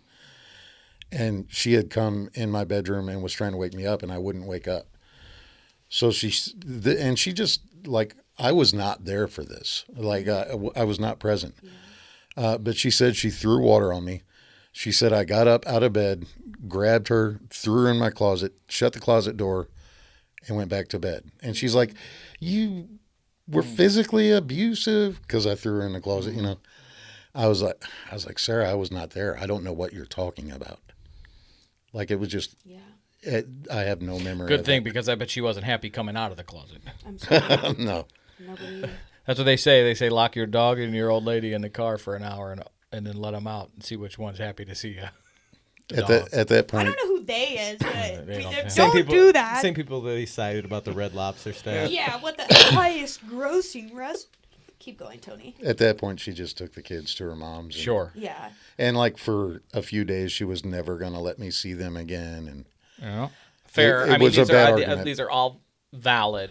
I had physically thrown her. How old are the kids at this point? That girl's like. Like 4 and 5. So not old enough to really know what kind of. I don't even think they were in the room, but But they didn't know that they weren't old enough to know Dad's got some no problems going on. No, it took a while, and really, I just finally told them, like, when they were younger, they got memories, and it still makes them smile. Like they kind of think it's cute. They got memories of like them being at my house, and I had like fallen off the couch. I was passed out on the couch, fallen off the couch, passed out drunk. They got up. One of them found me, and they would like cuddle me up with blankets and a teddy bear in the floor. With like a bruise on my forehead from the coffee. They're like, yeah, that was so sweet. I'm like, well, I'm glad you remember it that way. Right. I mean, listen, there's sometimes I remember my old man when him and his buddy would get as a kid, and they were some of the funniest, and they were fucked up. A couple times I can picture. It's not. Yeah, It's not all bad. Right. Yeah. When did you first give sobriety a shot? So I had. It was way later. A lot of other things had. And I purposely didn't happened. say recovery. I since sobriety because those are two different things. I was forced into it. Several years later, another failed relationship and another kid later. I was forced into it by the law. Okay.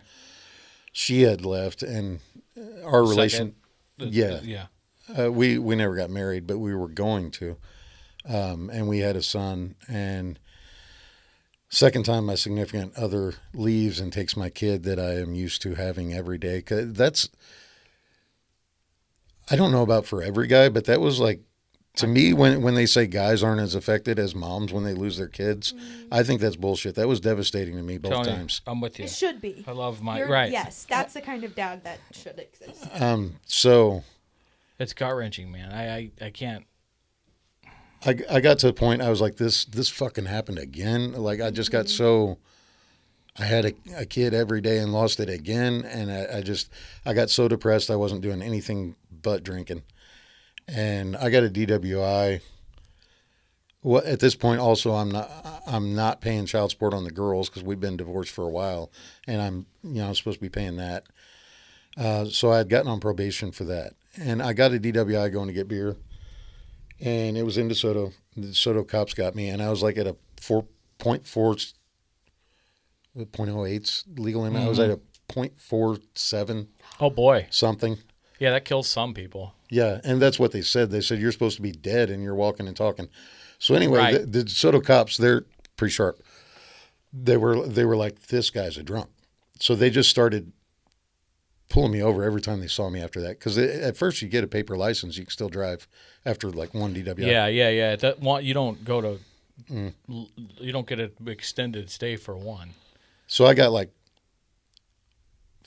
5 within a month. Holy shit. No, 4 within a month, 5 within 6 months.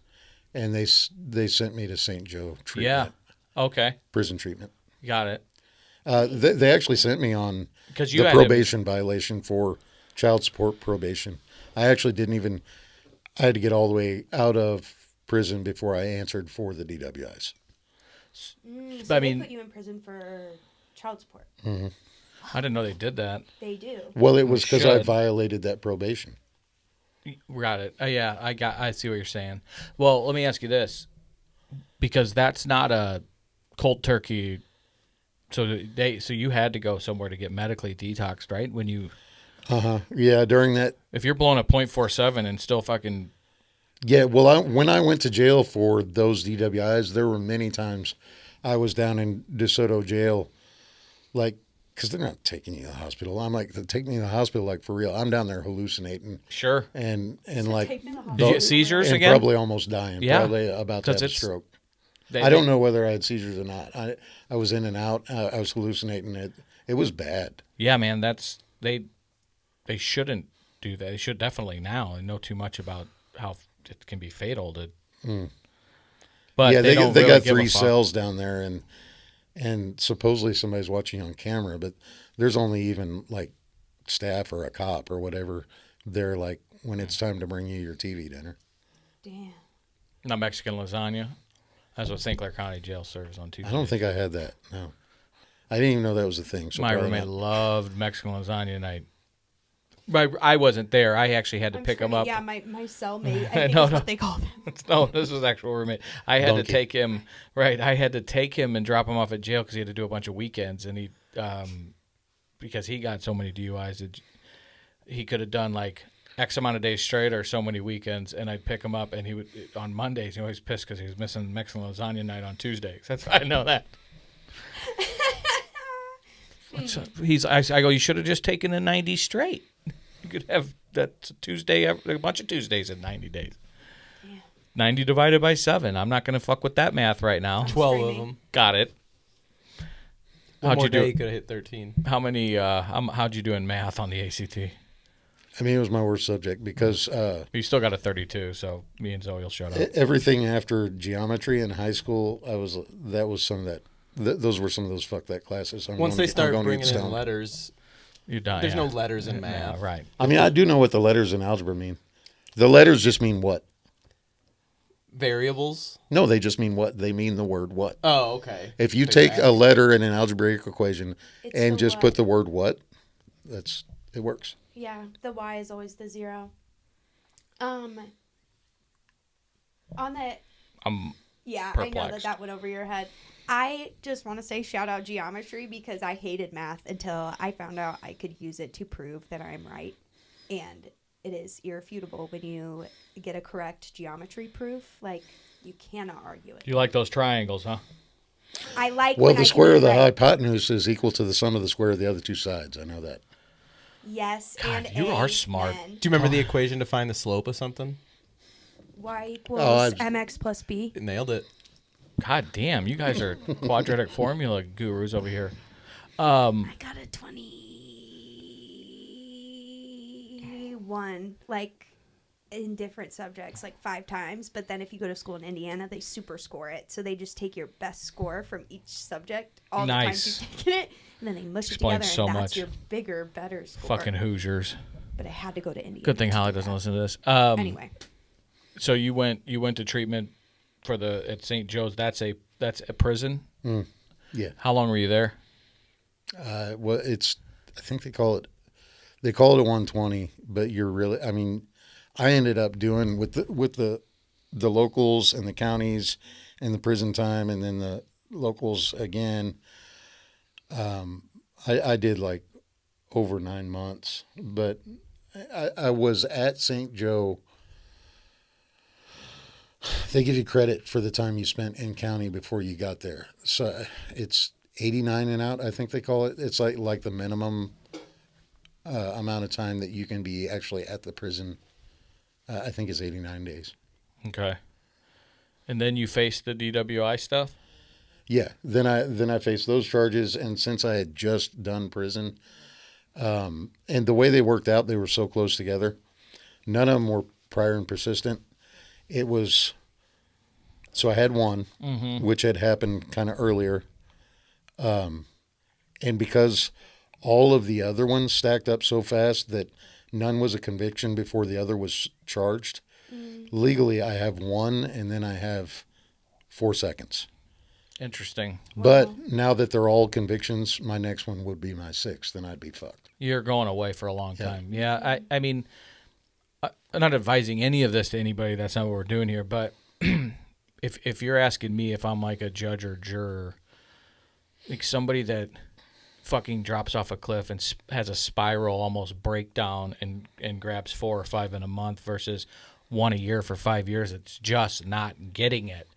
Got to get that person's got to get the fuck off the road and go away for, you know what I mean? There's that's a little bit of a different tune if you ask me an opinion. Just out of curiosity, did any of them involve any sort of accidents, or were you lucky enough to just get pulled over? No, I was just going to the gas station in DeSoto, just going a few fill up. blocks. Not Trying the to gas mind tank. his own business. Did you ever get pulled over and they let you go? Did you ever No, escape any of no. them? Yeah. No, He's looking at me scared. He said, no. if I got pulled over as drunk as I got, I was hit. Yeah, because sometimes you hear in small towns, if you know the cops, or you might catch a lucky break. I was every once in a really while. rude, apparently, on the first one too. So like, Try to throw him in the closet. They were happy to throw me in jail. Sure. They're like, fuck this guy. They Get him tune you again. up a little bit?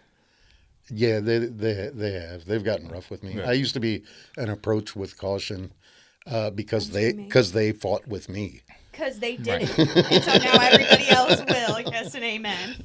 Yeah. Public defender is going to start coming out of her shoes in a minute. I'm this close. I remember asking my tattoo artist one time. I'm like, hey, before my first tat, I go, just out of curiosity, where did you learn how to do your tats? And he goes, prison. I go, okay. I go, not to be nosy, but follow-up question, just from experience reasons. How long were you in for? It's a fair question. He goes, well, I got 4, but I had to do 13 because I escaped.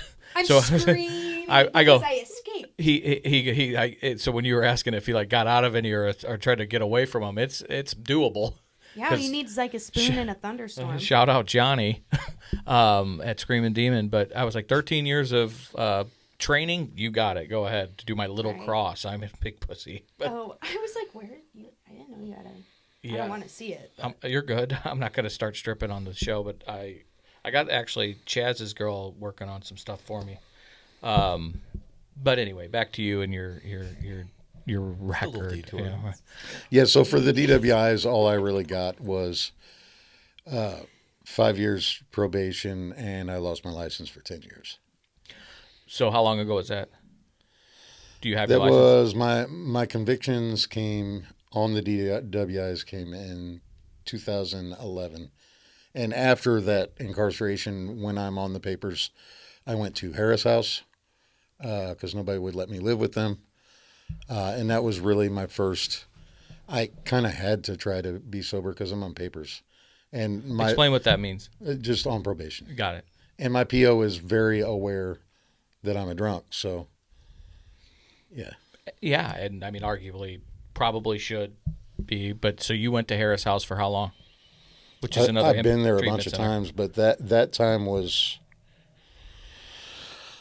probably almost a year, I guess. With sober living? Mm-hmm. Yeah. Okay, not Harris House has inpatient, and then they have sober living houses. To just clarify, so you were in their sober living program. Mm-hmm. When you say a bunch of times, did you ever go to their inpatient? No. Okay. No, that's hard to get funded for that. Well, It's that's really here. expensive. That's where I was going to ask you, because at first you said I've been there a bunch of times, and I'm thinking you did inpatient treatment a bunch of times. No. Do you have I've done a lot of insurance? insurance. I've done a lot of inpatient treatments, but I can't afford Harris House. Really? Cut that part. I love Harris House. No, it's okay. Well, I mean, leave it They're in. not a sponsor. Leave it in. Yet, but or ever. I know, I'm kidding. I know a lot. Harris House has done a lot of good work, but anybody that doesn't have a usually insurance through a job it struggles to get into private pay or insurance based facilities. So when you say you went a bunch of times, that's why I asked that. So I get it. So sober living, and when you went a bunch of times, it's because you would continually relapse. Yeah. Alcohol. Yeah. I would continually relapse, spiral out, not have a job, not have a place to live. I'm fucked. I'm going to die or do something. Land back at Harris House. Mental health, issues kind of going on for. Yeah. Did you ever, to that point, have you ever been diagnosed with depression or anything? Yeah. Because I hear a little depression in your, which is A lot. fucking earned in your story. Like there were a little bit earlier, you said when you lost your now third kid, your second girl took, and you got, you could have almost, and maybe you did for a little bit, go down the road. Your mom, like you described it, where she just kind of gave up and laid on the couch. And Well, I did. yeah, that's where I'm like, man. There have been periods where I attempted slow suicide. Like my Sure. my intention fully was to just drink and die. Me and you both. I Like get that Leaving Las Vegas, that movie, like completely that same empathize old with that. Same old plan. I did not want to. That wake movie up. makes me cry because I've done that. And so there, there's genetic stuff, nature, nurture with your mom. Like so that's why I ask. It's a learned behavior pattern at the very least. Like, yeah. And also really, really valid to like. Yeah. Fuck, I'm just a guy. Like. Yeah.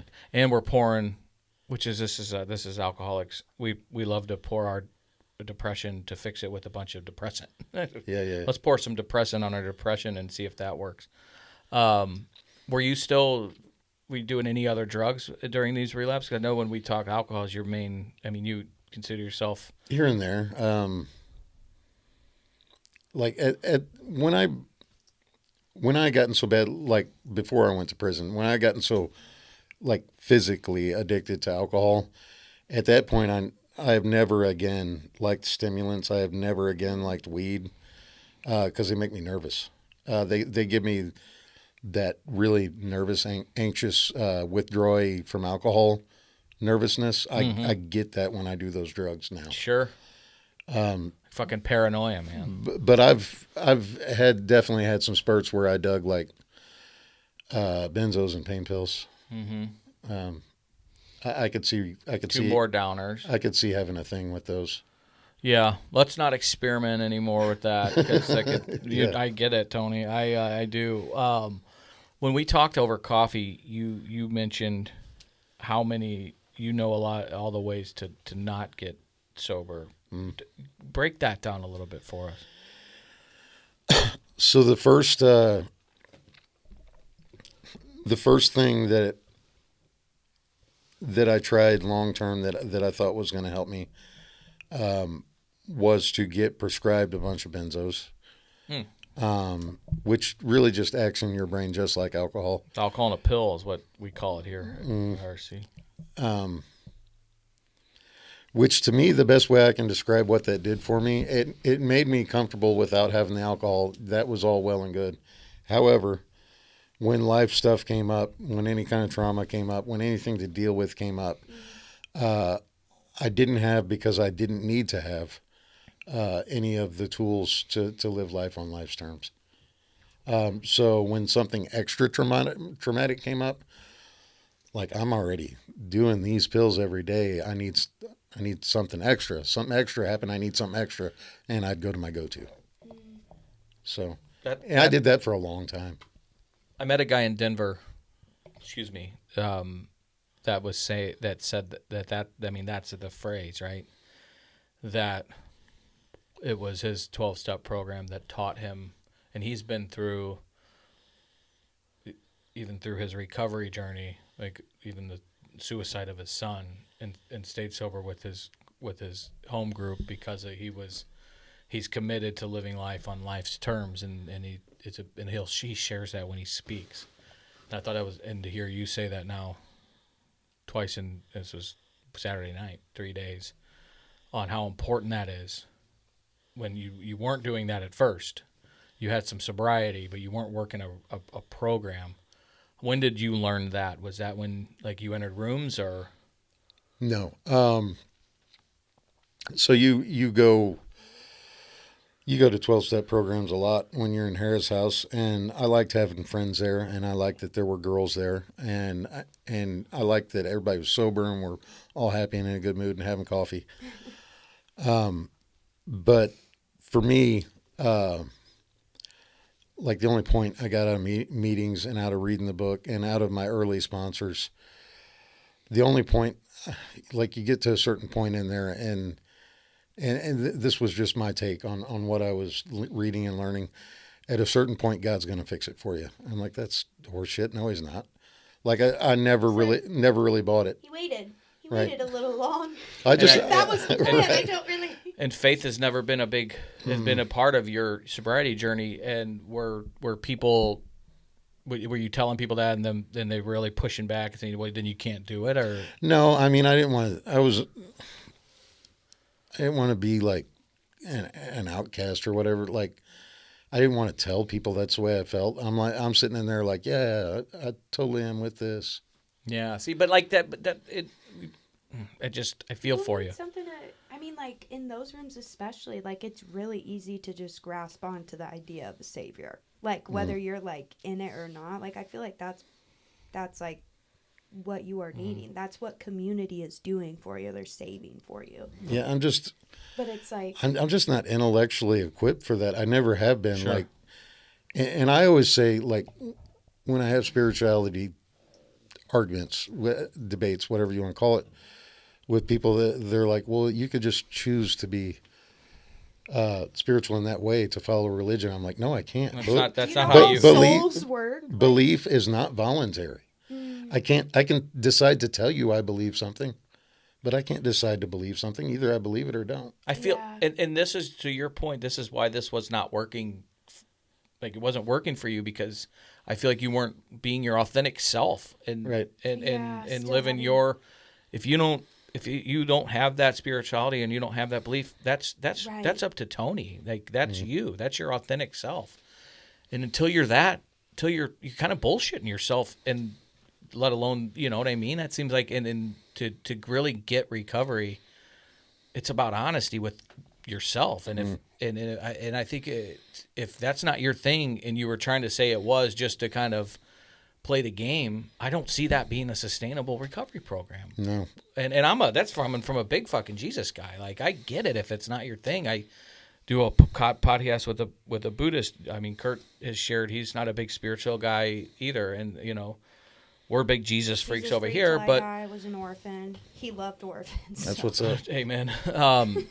But if it's not your thing and you're saying it is, like, you're starting your recovery journey off dishonesty to yourself. And still, like, for somebody else, like, and from like a shame place of like these people aren't gonna like maybe love me or help me if I don't go along with like what they're you know, which is like, of course, the kind of love that we're taught to. You're also out. just not going to be one of the cool kids. Right. Yeah. Not in cool kids being like people with enough shame who group up and then like project it on everybody else. Do you said earlier, and I want to ask this question for a reason. You mentioned you went to these groups because you want to make friends, and there were girls there. I feel like, and maybe I'm wrong, I feel like it's not just about because you want to, you know, try to bang these girls. Like, I don't learn well in all guy environments. I need co-ed type environments. And I don't know if you were going with that, or I'm fine with you also saying, no, I wanted to be around fucking girls because I like, you know, it gets me going. I don't know, but you had mentioned that. I just wanted to ask. When I get to a point in my life journey where I understand what it is with me and girls, I'll let you know. You got it. Maybe that's another title of this episode. I have no idea. Oh, I'm 50 years old and I have no idea. I suppose you should meet the ones with like 2 or 3 different personalities. I have. Okay. It's just expansive. It's kind of my type, actually. Yeah, all right. I just feel like people get confused because Chris on the podcast is always like Zoe's multiple personalities. Like, let's not get it fucking twisted. It's bipolar 2 and ADHD. I'm not dealing with the... She's multiple ranged. Yeah, my personality is just the entire spectrum. They're not separate from one another. That is just something that's different like and clinically much more stressful, it seems. Got it. So when did it start work? Because you mentioned a couple things that, and I don't want to miss this. You lost your brother, and you said that was a relapse point for you. Is that accurate? Oh, for sure, yeah. When was this? Was this after Harris House? I don't mean to fuck the timeline after a up. bunch of times with Harris House. Okay, so we're still kind of in the same continuum. Well, I mean, like, we can skip years because a lot of years are about the same thing. They're pretty much the same thing. So your brother Just dies. rinse and repeat. Your brother dies. How much clean time did you have before he died? At that time, I was at like, I think I was coming up on a year, or had just gotten a year. I mean, yeah. How'd he die, if you don't mind me asking? He committed suicide. So similar background to mine, without doing a whole nother 3-hour podcast on his life. He definitely was missing love and a sense of family in his life. Major addiction issues. He was a heavy alcoholic, whiskey alcoholic, heavy opiate addict. however he could get that. No, he wasn't really a heroin guy. He mostly was able to get a lot of pills, and really loved meth. So he was out there. He was screwed up.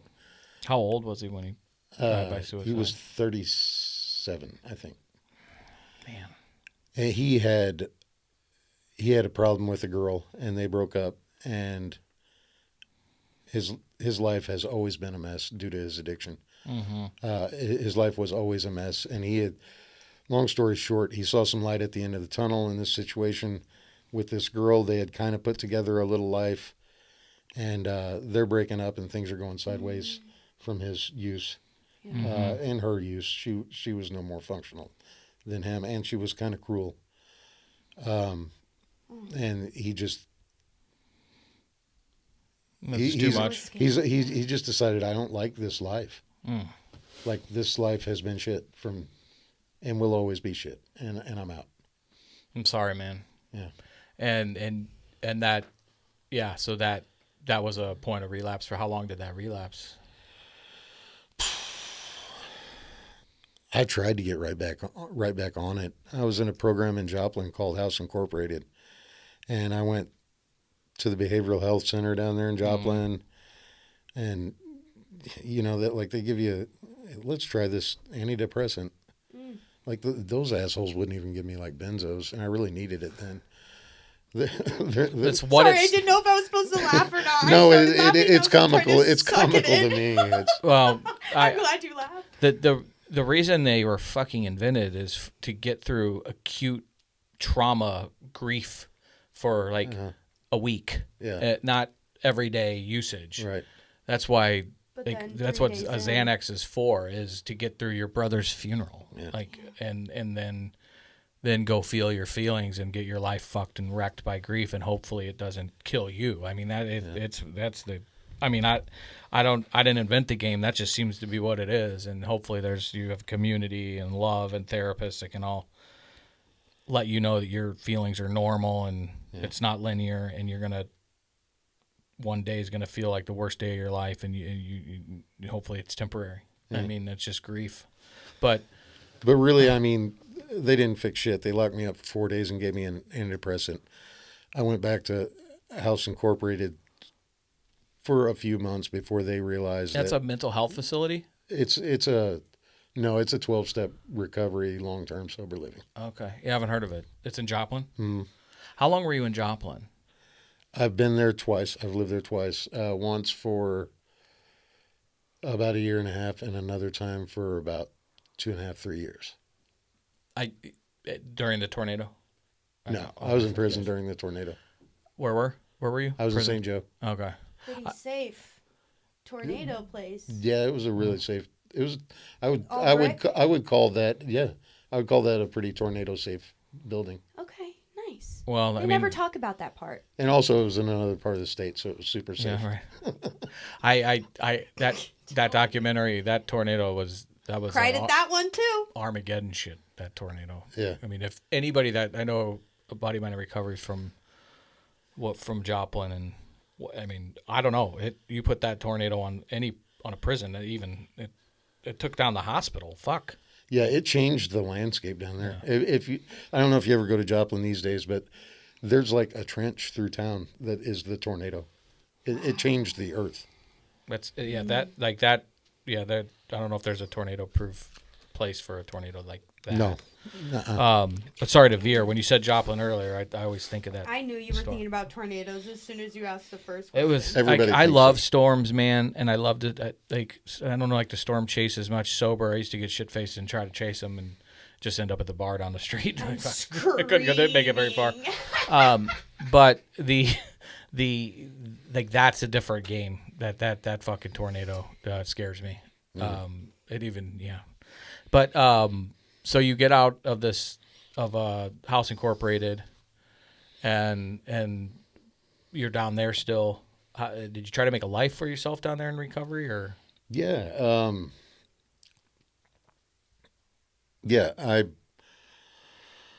I mean, I've tried to make a life for myself all kinds of places over the years. I've always been really employable. I can get a really good job. Well, you're smart as fuck. I mean, not just blowing thanks. smoke up your ass. You're handsome. Thank you. God bless.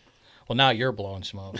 You're leaving Kurt out. Is all I'm saying. Both of you guys. I already know I'm well, smart. he's in my. It's fine. I'm screaming. Were we talking about? Oh, I did. Sorry, I do need to pay more attention over here. You're very handsome as well. Thank Kurt. you. Thank you. Did when did you find Oxford? So I had been there, like I did in 2016, enough to know what it was, sort of.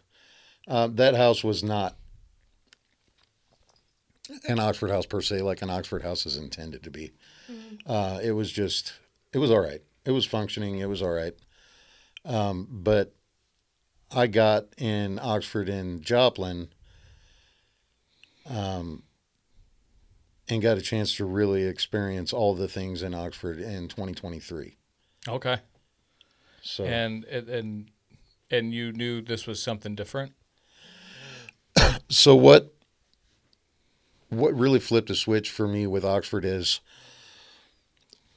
so backing up a little bit, I've had one sponsor who, and still I would call her my sponsor. Another story as to why I have a her for a sponsor, really just because people in recovery are assholes and people will abandon you when you relapse. And that was my one friend who didn't.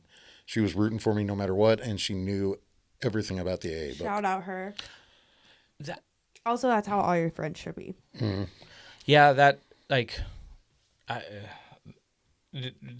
guess people relapse. I mean, it's part of the fucking part of recovery. But more people relapse than not. And not to say that all people are like that, but a lot of people in my past, especially in the 12-step groups, they tend to shun. They will shun. They'll shoot their wounded is what we call that. But anyway, Vanessa is her name. She lives near here, I think. She had, over the years, she'd always say, I'd call her, Vanessa, this is my problem. Fuck, this is going on, this is going on, this is going on. What am I going to do? And she's like, go help someone. I'm like, and I'm like, that has nothing to do with what I just asked you. How's that going to fix? God, it's so wise, man. She'd be like, Martin, fucking go help someone. I'm like, that's his last name. Yeah. I was like, Martin. Okay, Tony Martin. Zoe's names. right now like got Vanessa as a goddess-like figure, and yeah, it's just such a wise female. And like it kind of clicked for me what she was saying, because you definitely get that if you read and understand the whole AA program. I mean, it is kind of the 12-step. Kind of. But it didn't click for me how that works. And she'd take it further when I'd say, that's not going to fix the problem I'm having. And she'd say, well, that's where you ask yourself, how far am I willing to go to trust God? Like I said, I would in the second, third step. And that God does not necessarily mean the God from the Bible. Sure. That just means trust the process. Really, it can also mean that. Yeah. So. And you're able to hear it from someone you trust. Yeah, someone that I see it working for. Sure. Because she's a very insane person, and she has a happy life. It's incredible. That's the thing, is like some people need the whole religion. Some people just need a Vanessa. Like we just need a good fucking friend. I go back and I've said it. Chester Bennington said it. You know who that is? He did sleep. Yeah, of course. Sorry. Yeah. I'm a rocker, dude. All right, and we played One More Light. It's like that song, man. Played it Saturday night. It was like a prophetic song that he sung, but he said once, like, in here is fucked up, and it sometimes, like, he in a paraphrasing, but he said, in here is fucked up, and when I do, and I'm like, man, I can relate to that.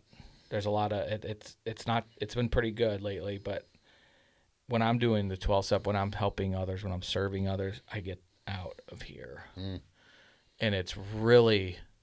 It does at least pull me out of a fucking Chris's, like this just world sucks, Chris. Like it's all about me shit, and because I'm stuck in here with these thoughts, and when I'm serving, I'm out of here, and that is it's like a throwing me out of my own shit, and it's a really great start. Yeah.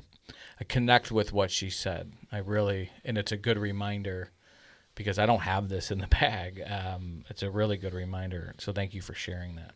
So when I got to Oxford and Joplin in 23, the thing that happened that kind of made everything come together for me is that was a brand new house that was opening. And when I went in, I was coming out of a treatment, out of a relapse. When I went in, I was one of the brand newest guys in a new house. They had brought in guys from another house to open that house, to know what they were doing, to be the leaders, the senior members in that house. And I want to say within like less than 2 months, probably more like 1 month, every one of those guys got caught in a relapse and got expelled. And they had no leader in that house. And Lance, our outreach worker, well, actually, it was Mikey Gustafson. And then Lance took over. He was the state. I forget the name. That's a senior outreach for the state. They kind of grabbed me up and they said, "You're smart and you've got leadership capabilities. This is on you. You have to do this because nobody else is going to." Damn, bro. And you said They were right about the two. Hell yeah, they were. You are smart and you are a leader. Yeah. So they, it just gave me, it wasn't even a choice on whether I was going to help others. It was like I had to, or nobody was going to. And I got such an opportunity to help and work hard on helping others so often that it clicked. It was like, I get it. I was like, the hole was getting filled up. Like, I was getting, first and foremost, I was getting to fight against what killed my brother. I was getting to fight exactly the situation that he had always been in. And I had a family. I knew what it was like to be close to people. And trust. And it was like, it just checked the boxes for like most of the holes that I felt in my soul. And I was like, fuck, Vanessa was right that whole time. Like, damn it, Vanessa. Like, I finally have this sense of peace and I feel happy. And what am I doing? I'm helping people. Like, she was right the whole time. And just, I fell in love with the feeling that gave me. There's so much opportunity to help, and it's so important. Like the work, you can feel good about yourself too. The work you're doing is so important. And then, like, if you find out you're good at it, like, it's so rewarding. Like, there's money can't do this for us as human beings. No. Money doesn't do this for human beings. No. In fact, like, there may be an opportunity coming up where so at least some people in Oxford House want me to work for them. Everything I do now is strictly volunteer. But they want to maybe be my employer. And in order to do that, I'll be losing like $20,000 a year because I would have to leave my current job. And it's, I mean, I would lean, Still exciting I would for lean you, towards doing it. Yeah. Like money's not the thing. At 50 years old, I can tell you money's not the thing. I mean, and preach it. I've learned it pretty hard, good hard for the last 5 years, I'd say, since being in kind of a small business ownership situation, that it's really wild that what fills buckets and what doesn't. And like, I can get excited for money. Thousands of years of data to back it up. And if I get a gang of money, like, for Oxford to open a house to help people. Right, at that point, now I'm you. excited. Now it gets you fucking rock hard. But if you're like putting it in, God. but if you're putting it in your more than, pardon me, if you put it, Not pardoned. I get it, not pardon, forgiveness. Repeated behavior patterns that make people uncomfortable. Anyway, what gets you going is doing like that. I get that completely. Yeah. And that is it's a feeling that you can't, and it's almost like a fucking euphoria that you can't really even describe. But you want to tell people, go do this, go You want people to feel that way, like when you serve and help somebody. Especially like somebody that you know, like, and not know like, oh, we've known each other for years, but know because you have been in their shoes, like. You know the struggle that they're going through, and people who don't know the struggle cannot help as much. Sorry, I said it. Yeah. And and other addicts and alcoholics, other members of Oxford struggle differently too, right? Like moms trying to get their kids back and they don't know how to do it. And sometimes they're fighting against different things other than what I'm fighting against. But to sometimes see those successes, and actually the success rate's pretty good in Oxford House. Community. It's just so fulfilling. I love that. It's what we're here for. I firmly believe, and most religions and spiritual philosophies teach it, and I think it's scientifically true. We're pack animals. Like what we are here for is to love on, support, be in a community, and help one another. And of course, that's a big fucking hole in your life if you spend your whole life out for yourself. Right. Like imagine Isolation. If you just started doing it earlier. That's why the AA book says selfishness, self-centeredness. That was the root of our problem, and I didn't know what I was reading until I was on the other side of it. Well, because also. That's self-preservation. It's not just self-centeredness. It's not just being selfish. It's I'm focusing on me because I grew up in a way where if I wasn't completely aware of what I was doing and how it was going to affect me, I was going to get blindsided. It's like... That's why you need a rewiring to really surrender to how to, live a life in recovery and have to repeat that shit. And I think it's to your point about community. I always say that it's like the insulin to a diabetic is community to an addict or alcoholic. Like we cannot do it alone. We have to be in community because it does get us out of here. Because here's what got us into this type of self-medication from all the shit we've been through, and it helps so temporarily.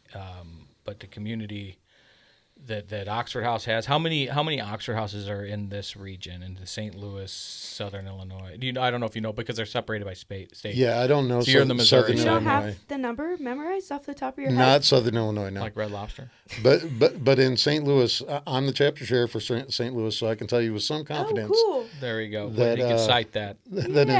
In St. Louis, look this shit up, motherfuckers. That Red Lobster was number 1.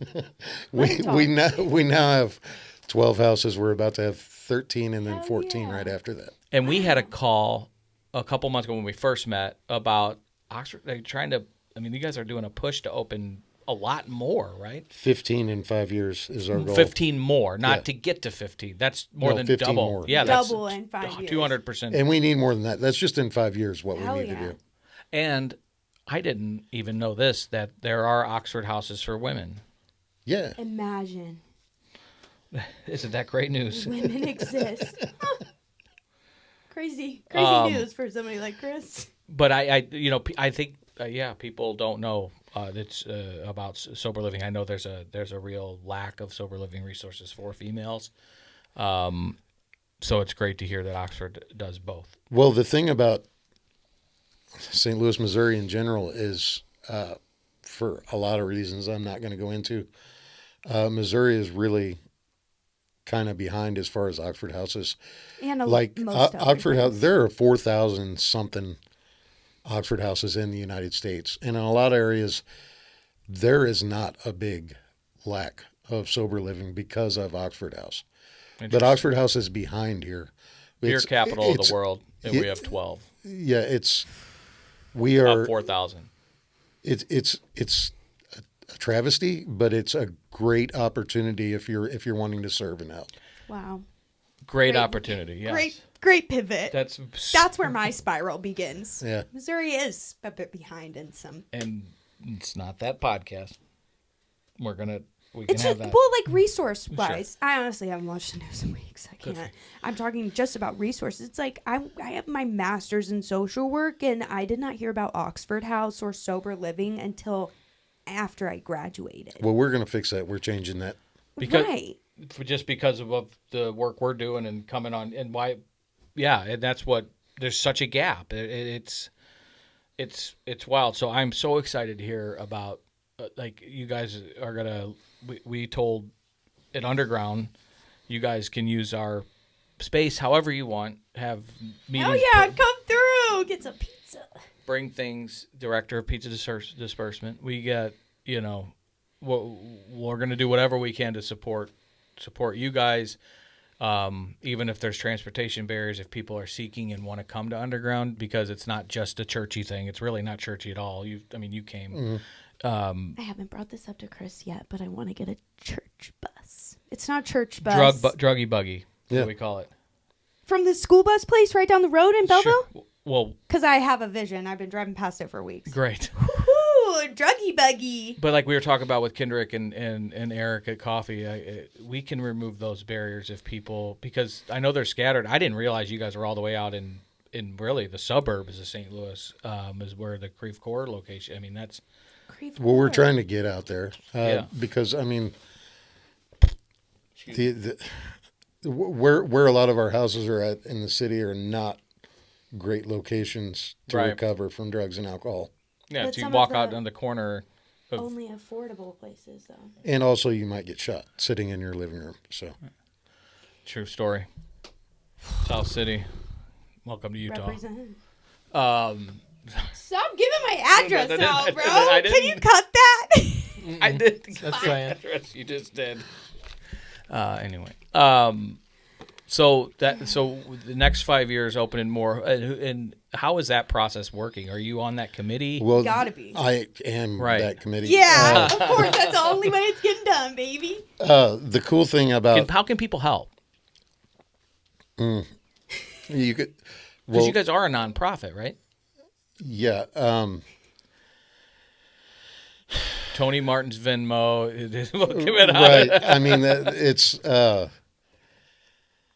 like, I'm not going to sit here and ask for donation. I don't even have a mechanism by which people can donate to me, but those opportunities do come up publicly. Okay. Well, we'll promote those. How about that? If that makes you feel more comfortable. Yeah. When you guys have events or whatever you do, Exactly. Like, we want to shout it out on so, this. so July 22nd, we are having an Oxford House movie premiere. And once we've got, like, you guys, if you didn't already, are getting invites anyway. Because, so we've got 400 seats, and we've got to try to get as many colleagues in the recovery field in there as we can. That's right. And we've got to try to get the politicians in there, because the politicians can help us big time. Ooh. We want to try to get people who might invest in helping to fund our charity that pays our outreach. We want to get them in there, but then we're not going to fill 400 seats. We probably will not fill 400 seats. At that, once we've given everybody that we need in the event the chance to RSVP, then at that point I'm going to throw the event like on my Facebook and on the. There's a. And that's when we can promote it at Underground.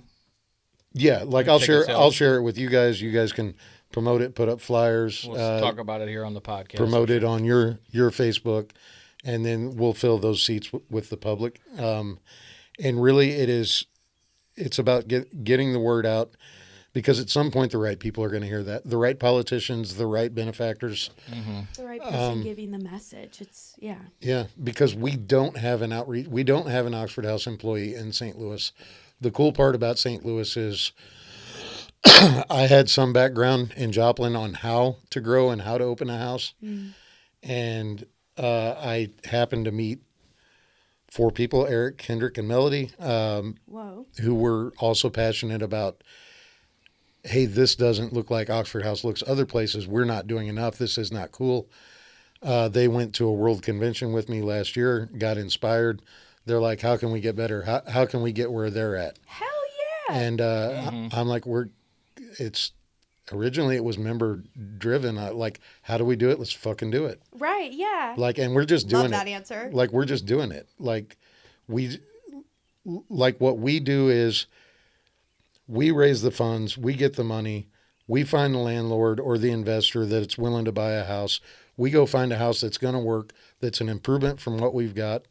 I know what the numbers are because I ask the outreach in areas that we do have outreach. We find a property that's going to work, and then we get it all set, and then we tell Oxford House Incorporated we need a charter. Okay. And they double check my work. Is this gonna work? Are they gonna enforce the charter? Make sure everybody's sober. Make sure the house is democratic. Make sure that the house pays their bills. Boom, you get an Oxford House charter, and we're just doing that. We're just doing it. That's Right. fucking awesome, man. And Hell yeah. I already got an idea that we'll talk about off air, but July 22nd. So On a Wednesday. that's coming up. When can we? Where's it going to be? Can you tell us not or not? Yeah, the High Point Theater on McCausland. Oh, really? So close to Drug Church. Very close. It is. Coincidentally. Oh, and also maybe this is an off the air thing, but hey, Go for it, baby. I'm unconventional. Welcome. We're gonna need a couple like merch tables and some chairs. Okay. Because we're gonna have a couple tables there up front. Not much room in that lobby, but we're gonna have a couple. And I was gonna hit you up to see if I could borrow. Okay. Something like we'll, that. We'll figure it can out. find some tables. Yeah. Yeah. I say yes, and we'll figure it out later. Right. Put me on the spot. We're done. You got it. No, but that's easy. We'd love to help. I'm excited. I'm excited to help continue to get heads in the beds too, man. I mean, at the end of the day, that's what you're there for, and it's fostering community. It's fostering recovery done the right way, accountability, trust, Follow through, like all the things. And like the really big thing that works about Oxford House is, and why you get such an opportunity for service, is because we as members run the house, and by extension, what we're doing here in St. Louis, it's really on point with Oxford House because we're just having to do what Oxford House Incorporated does other places. The members are doing it here, and